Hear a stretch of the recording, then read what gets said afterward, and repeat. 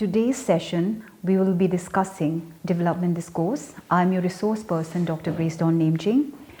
This particular topic is for MA in Gandhi and Peace Studies, MGPE 012, Block 2, Unit 9. What is Development Discourse? Development discourse refers to the process of articulating knowledge and power through which particular concepts, theories, and practices for social change are created and reproduced. This is what is development discourse. What is economic development? Most economists see economic development as a process. It means that economic development is a result of some forces.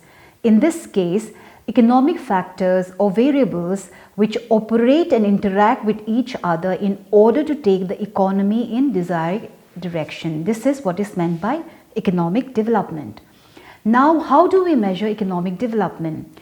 Thinkers considered development as akin to economic growth and were generally satisfied with measuring development in terms of growth of GDP, per capita GDP, and improvement in distribution of income over time.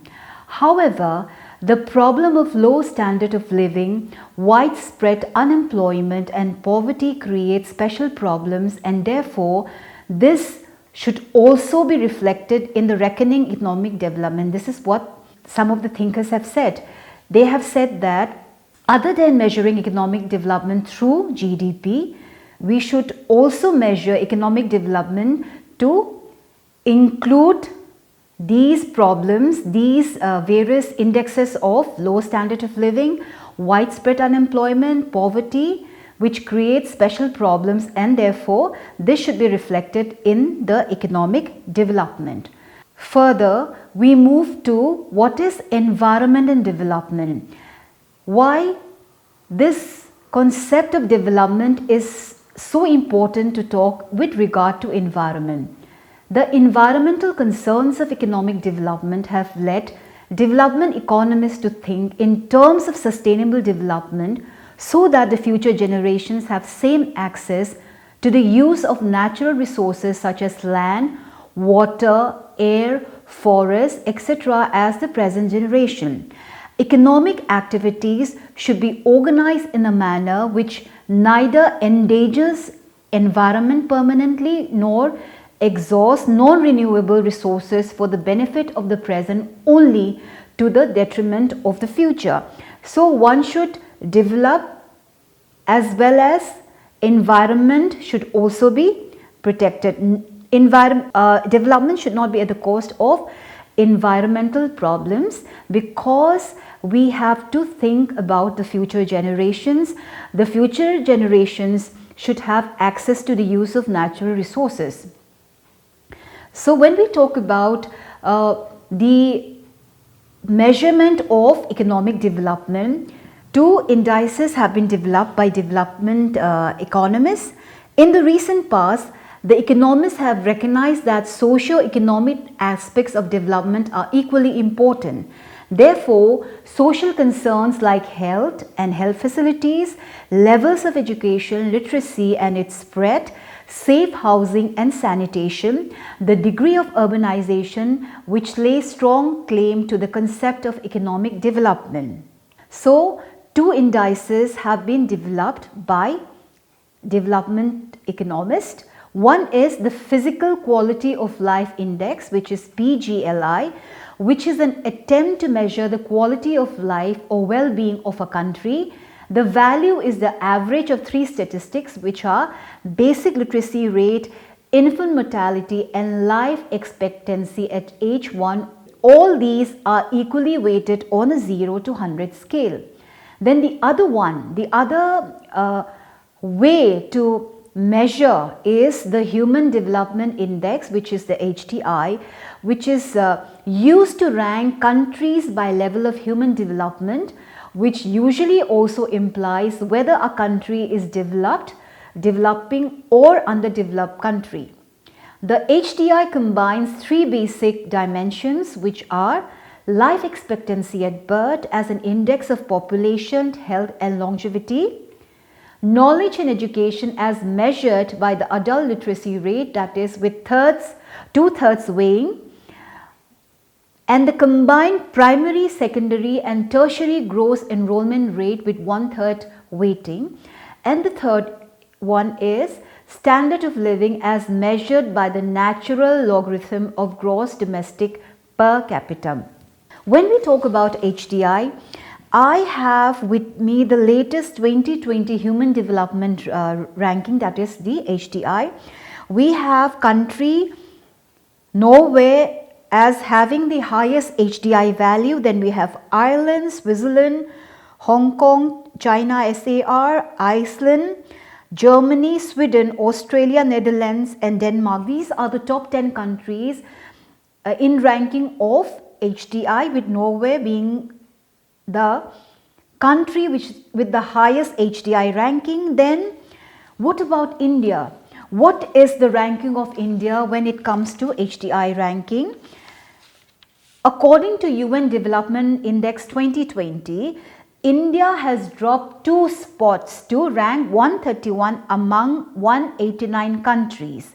That is, now India is ranked 131 among 189 countries. We have Norway topping the HDI ranking. Now, after talking about what is development, what is economic development, what is the relationship between environment and development, now let us talk about gender aspects of development. We have also discussed about the 2 ways to measure economic development. We talked about HDI, we talked about PQLI. Now we will talk about gender aspects of development, which is the Gender Related Development Index. The GDI, or the Gender Related Development Index, is an indication of the standard of living in a country developed by the United Nations. It is one of the 5 indicators used by the United Nations Development Programme in its annual Human Development Report that shows the inequalities between men and women in the areas of healthy life, knowledge and decent standard of living. After discussing about the aspects of gender and development as well as environment and development, now let us talk about what are the various approaches to development. We will take them one by one. Now let us take the classical theory of development. Adam Smith was the first to emphasize the role of nature in process of economic development and less state interference in economic activities. For him, capital accumulation for the industrial development is the result of surplus revenue over cost accruing to producers. This is according to Adam Smith. Then we have another very famous classical theorist. Ricardo believed in a free enterprise economy with little state interference and economic considered economy, mainly consisting of industrial sector and agricultural sector. The former is the dynamic sector with continuous technological improvement, high effective productivity. Technology remains static in agricultural sector.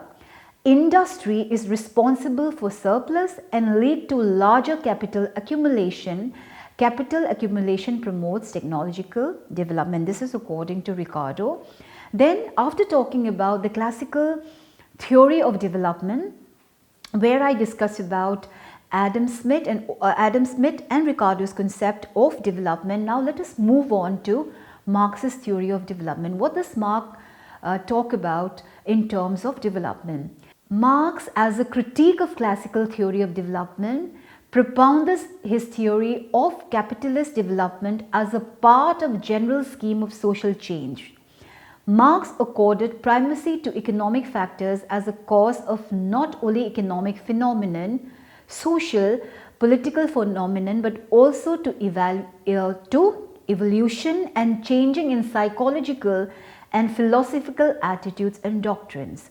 He emphatically argued that the changes in the society are caused by clash into proposition, which Marx called the mode of production. This is conditioned by A, the place of labor in the sphere of production in economy, the skills that it possessed. By this we mean what importance of labor is recorded vis-a-vis capital, machines, etc.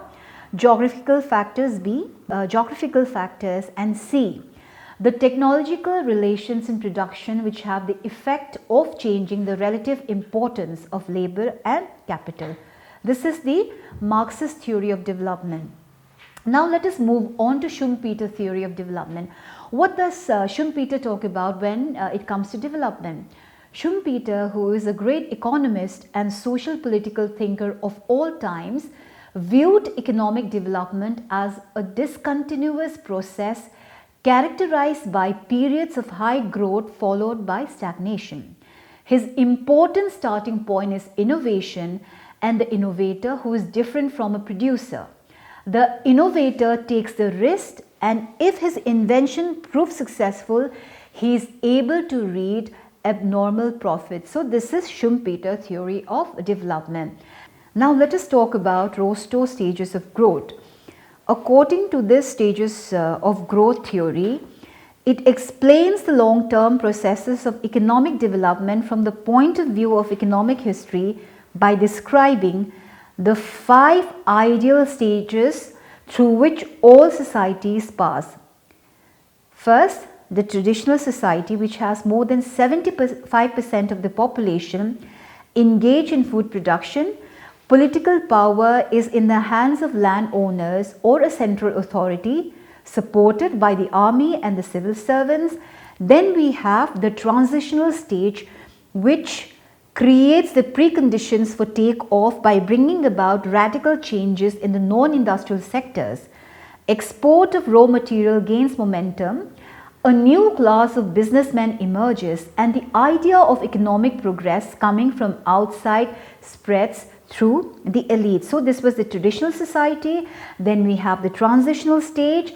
Then we have what is called the take-off stage. The take-off stage brings a sharp increase in the rate of investment in the per capita output.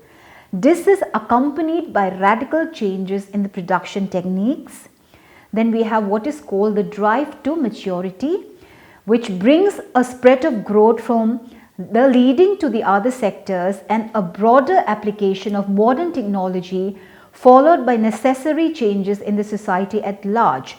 The stage of high mass consumption can be reached after attaining a certain level of national income and formulating an economic policy giving priority to increase private consumption. So these are the 5 stages of growth according to Rostow. Now let us move on to what is the theory of balanced growth. This theory sees the main obstacles to development in the narrow market and thus in the limited market opportunities. Under these circumstances, only a bundle of complementary investments realized at the same time has the chance of meeting mutual demand. The theory refers to Say's theorem and requests investments in such sectors which have a high relation between supply and purchasing power and demand, as in consumer goods industry, food production, etc. That was the theory of balanced growth. Then what is the theory of unbalanced growth? Theory of unbalanced growth, according to Hirschman, not a balanced growth should be aimed at, but rather existing imbalances whose symptoms are profit and losses must be maintained. Let me repeat. Theory of unbalanced growth, according to Hirschman, not a balanced growth should be aimed at, but rather existing imbalances whose symptoms are profit and losses must be maintained. This approach relies upon the input-output linkages among industries to leverage the imbalances. Thus, a push to develop consumer good industry will encourage development of industries which provide intermediate goods and basic goods, including infrastructure, and unbalanced growth can begin by provision of basic infrastructure which would then spur higher order goods closer to consumption. So this was the theory of unbalanced growth. Now let us move on to another theory of development. We have covered and discussed Rostow stages of growth. We have talked about balanced theory of growth. We have talked about unbalanced theory of growth. Now let us talk about dependency theory of development. What is dependency theory of development? Dependency theory is a body of social science theories which are predicated on the notion that resources flow from a periphery of poor and underdeveloped states to a core of wealthy states, enriching the latter at the expense of the former. The central contention is that poor states are impoverished and rich ones enriched by the way poor states are integrated to the world system. This is dependency theory of development. Now, another very important theory of development is the Gandhian theory of development. What does Gandhi say about development? Gandhi realized at an early stage that India's basic problems are a creation of British policy. The pitiable conditions in villages were the result of breakdown of traditional structure and methods of economic and social organization, particularly the village economy. So according to him, according to Gandhi, this created intractable problems of poverty, unemployment and migration to cities, widespread ignorance, literacy and poor health and sanitation, which further aggravated the economic malaise. So what does Gandhi say? Gandhi said and distrusted the Western concept of industrialization through large-scale industry. He sensed that the loss of unemployment of labor through machine, the latter symbolizes the exploitation of wealth as well as lust for profit and power. What does large-scale industry, that is employment of labor, symbolizes? According to Gandhi, it symbolized the exploitation as well as lust for profit and power. Gandhi advocated for rejuvenation of village industry based on ample use of labor. So Gandhi says that Gandhi advocated and says that one should go back to village industry where ample use of labor can be implemented and can be done.